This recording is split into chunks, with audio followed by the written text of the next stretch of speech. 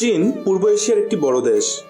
অর্থনৈতিক ও সামরিক ক্ষেত্রে চীন এশিয়া তো বটেই, সমগ্র বিশ্বে একটি সমীহ জাগানিয়া নাম। আয়তনের দিক দিয়ে দেশটি বিশ্বের তৃতীয় বৃহত্তম দেশ এবং জনসংখ্যা বিবেচনায় বিশ্বের বৃহত্তম দেশ। চীনের বর্তমান জনসংখ্যা প্রায় 150 কোটি। চীনের কমিউনিস্ট পার্টি কোনো ধর্মকে সুদৃষ্টিতে দেখে না, বরং সংবিধানে নাস্তিকতাকে গুরুত্ব দেওয়া হয়েছে। এরপরও চীনের জনগণ বিভিন্ন ধর্ম পালন করে থাকেন। হাজার বছর ধরে চীনা সভ্যতা বিভিন্ন ধর্মীয় আন্দোলন দ্বারা প্রভাবিত হয়েছে। থ্রি টিচিংস নামে পরিচিত কনফুসিয়াসবাদ, তাওবাদ এবং বৌদ্ধ ধর্ম যুগ যুগ ধরে চীনের ব্যতিক্রমী সংস্কৃতি গঠনে উল্লেখযোগ্য ভূমিকা পালন করেছে। শান ধর্ম, তাও ধর্ম বর্তমানে চীনের বৃহত্তম ধর্ম। চীনের 20 থেকে 30% লোক এই ধর্মগুলো পালন করেন। এছাড়া চীনের মোট জনসংখ্যার 11 মাৎসু নামক দেবীর পূজা করেন। বৌদ্ধ ধর্ম চীনের দ্বিতীয় বৃহত্তম ধর্ম।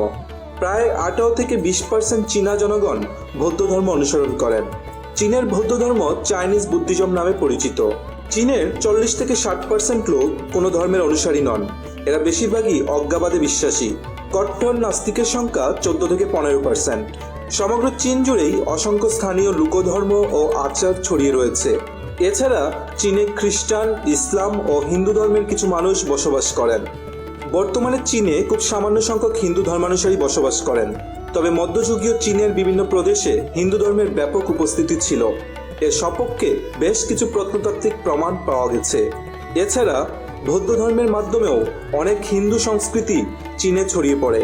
চীনের বেশ কিছু আদিবাসী জনগোষ্ঠী শিব, বিষ্ণু, গণেশ এবং কালীর মতো হিন্দু দেবদেবীর পূজা করে থাকে।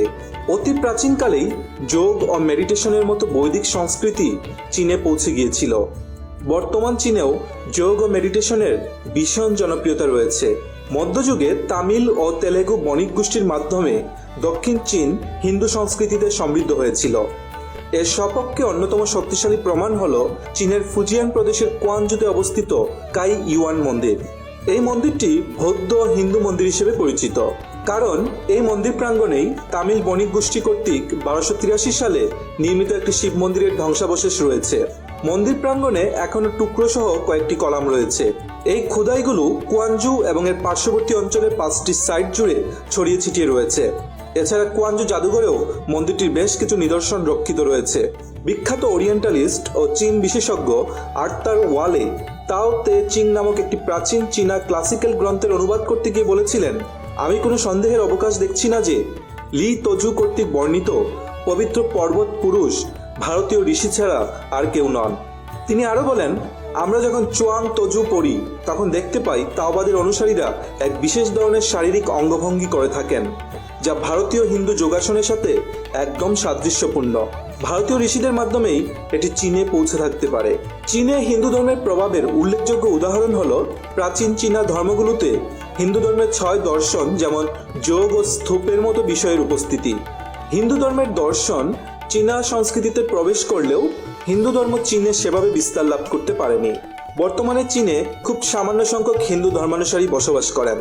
এদের বেশিরভাগই চীনের দক্ষিণ পশ্চিমাঞ্চলে বসবাস করেন। হিন্দু ধর্মের অষ্টদিকপালের অনুরূপ চীনে 4 স্বর্গীয় রাজা রয়েছেন। এছাড়া হিন্দু মহাকাব্য রামায়ণের হনুমানের আদলে চীনা পুরাণে একটি চরিত্র রয়েছে যার নাম সান উকং।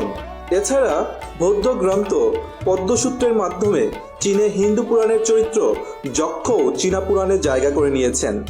চীনে দেবী সরস্বতী তিয়ানমু নামে পরিচিত। চীনে সামান্য সংখ্যক প্রবাসী হিন্দু বসবাস করেন। তারা যুগ যুগ ধরে স্থানীয় চীনাদের সাথে শান্তিপূর্ণভাবে সহাবস্থান করছেন। চীন সরকার ভারতের বিএপিএস স্বামীনারায়ণ সংস্থাকে দিল্লির অক্ষরধাম মন্দিরের মতো একটি মন্দির চীনে স্থাপনের জন্য আমন্ত্রণ জানিয়েছিলেন। পরবর্তীতে চীনের হংকংয়ে স্বামীনারায়ণ মন্দির স্থাপন করা হয়। এছাড়া চীনে বালিনিজ হিন্দুদের একটি মন্দির নির্মীয়মান রয়েছে। চীন জুড়ে ইসকনের কার্যক্রম চলমান রয়েছে। ইসকনের শিক্ষা, যোগ ও মেডিটেশন প্রশিক্ষণে মুগ্ধ হয়ে চীনের গুয়াংডং টেলিভিশন ফিচার্ড নিউজ করেছিল। 1981 সালে চীনের স্বায়ত্তশাসিত অঞ্চল হংকংয়ে ইসকন একটি কেন্দ্র স্থাপন করে। 2016 সালের এক সমীক্ষায় দেখা যায় হংকংয়ে বসবাসরত 1.4 মানুষ হিন্দু ধর্ম অনুসরণ করেন। ভিডিওতে আলোচিত তথ্য বিশ্লেষণ করলে আমরা দেখতে পাই চীনে হিন্দু ধর্মের ইতিহাস ও প্রভাব বেশ পুরনো। চীনের হিন্দুদের জন্য রইল অনেক অনেক শুভকামনা।